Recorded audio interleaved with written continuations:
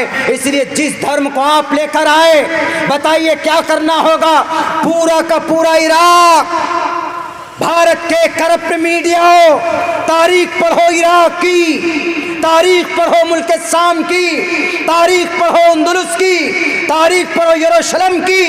हजरत उमर फारूक गए थे, लेकिन उनके गुलाम ऊंट पर बैठे थे और हजरत फारूक आजम नीचे ऊंट की नकेल हाथ में लेकर जा रहे थे।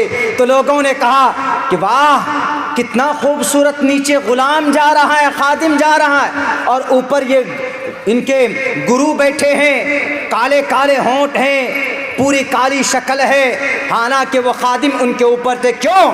बारी उनकी बैठने की थी। 700 मील का सफ़र तय करके यरूशलेम पहुँचे थे उमर फारूक। उनकी इस चीज़ को देखकर अबू उबैदा ने कहा कि अरे वो हुक्मरान नहीं है, वो नहीं है, गुरु नीचे हैं, हुक्मरान अमीर हमारे नीचे, खलीफा हमारे जो अमीरुल मोमिनीन है वो नीचे हैं। उनके इस फ़ैल को देखकर यरूशलेम के हज़ारों की तादाद में क्रिश्चियनों ने सर झुका दिया।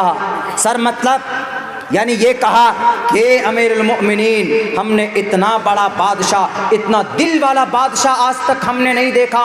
हमने तो सुना था कि उमर वो है जो तलवारों से बात करते हैं, हमने तो सुना था कि उमर फारूक वो है जिन्हें देखकर दुश्मन अपना रास्ता बदल दिया करता है। इसीलिए हम आज आपको ये लीजिए चाबी, बैतुल मक़दिस की चाबी लीजिए।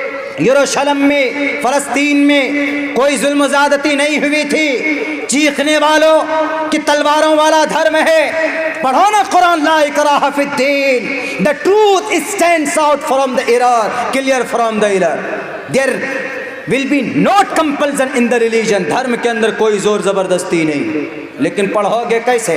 तुम्हें तो अपने गुरुओं को खुश करने के लिए न्यूज़ बनाने में बिजी रहते हो, फुर्सत मिलती ही नहीं। अपने ग्रंथों को पढ़ो, मकाम और फजीलत कैसे क्या होती है, इंसान और मानवता किसको बोलते हैं, पढ़ो ग्रंथों को, तुम्हें पता चल जाएगा।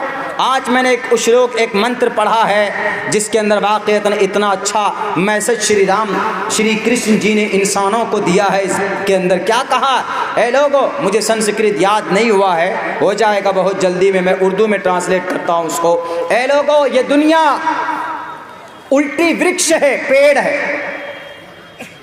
यानी ये सूखने वाली पेड़ है और ये पेड़ सूख जाएगी। आपस में जो तुम भेदभाव करते हो, ईश्वर तुम्हारे इस जुर्म अजीम को कभी माफ नहीं करेगा।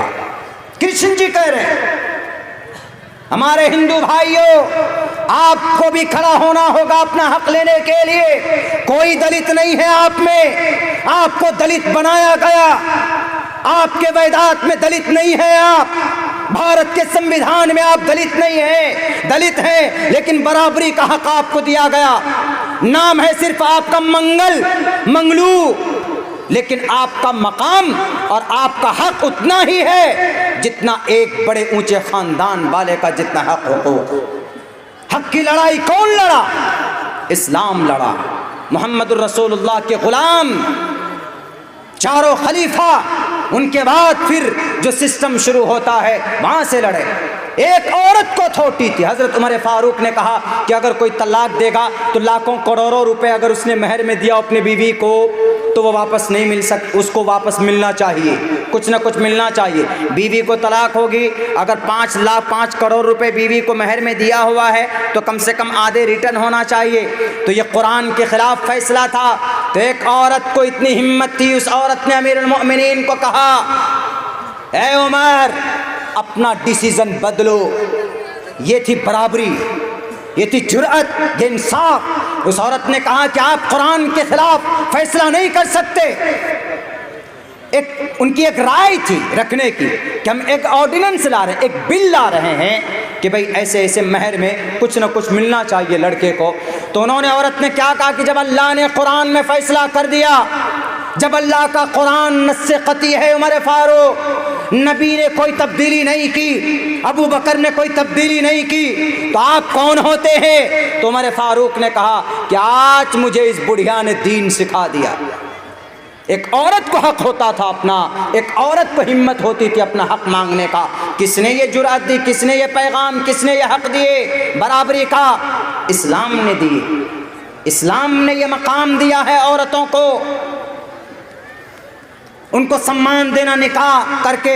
वरना अमेरिका चले जाइए आप, अमेरिकन में वी आर लिविंग टुगेदर। आज अमेरिका में क्लिंटन जो कुछ दिनों पहले सदर था अमेरिका का, उसने the state of union address में कहा था, यानी भारत अमेरिका का जो सदर होता है वो पूरे 5 साल में एक बार आवाम को, जनता को संबोधित करता।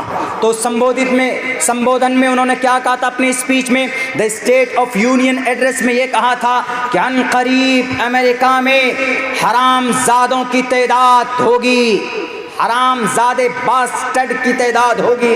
अल्फाज बास्टर्ड के नहीं इस्तेमाल किए, लेकिन ये इस्तेमाल किया था कि born and the lots of people born without any wedlock. Wedlock मतलब निकाह को बोलते हैं अंग्रेजी में, वेडलॉक यानी बच्चे पैदा होंगे बिना निकाह के। और यूरोप में हो रहा है, यूरोप के अंदर हो रहा है, वहाँ पर बच्चे पैदा होते हैं, शादी नहीं होती।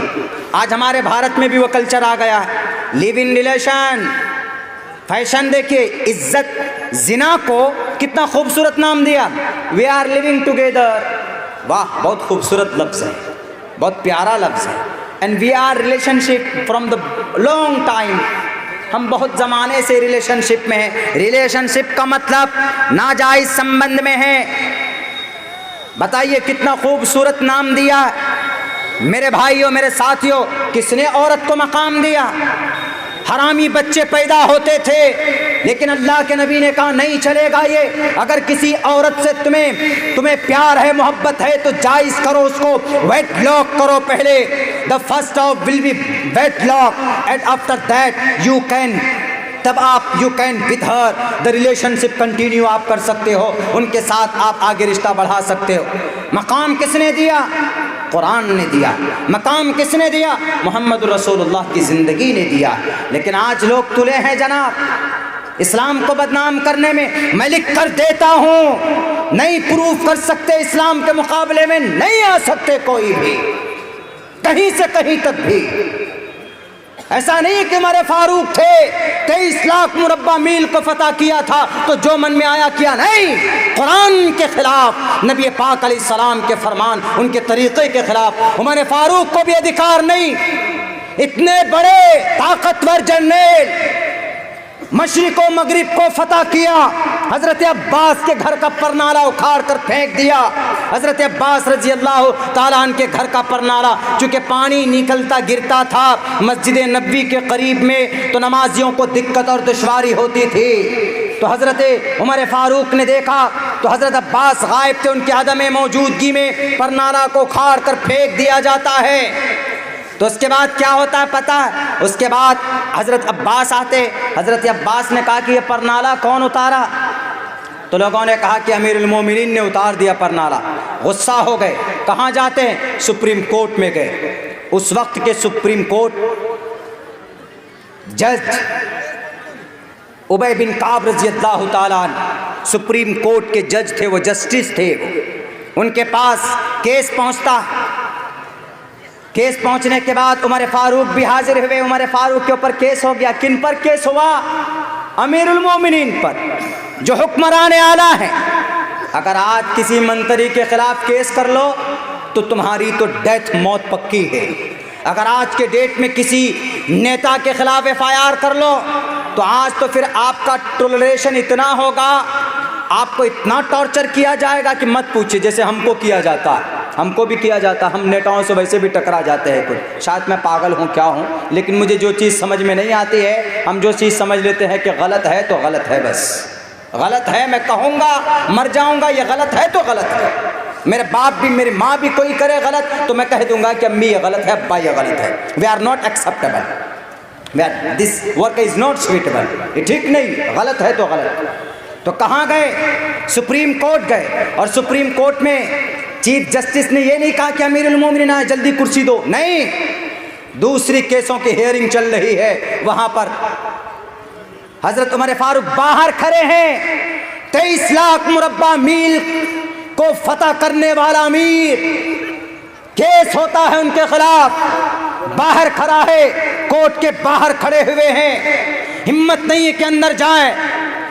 चीफ जस्टिस ने कहा जब केस खत्म होगा, पहले जिसकी हियरिंग चल रही उसकी पूरी होगी, अमीरुल मोमिनीन को अंदर बुलाया जाता है। आइए क्या बात, अमीरुल मोमिनीन ने बोलना शुरू किया तो चीफ जस्टिस ने मना कर दिया कि नो,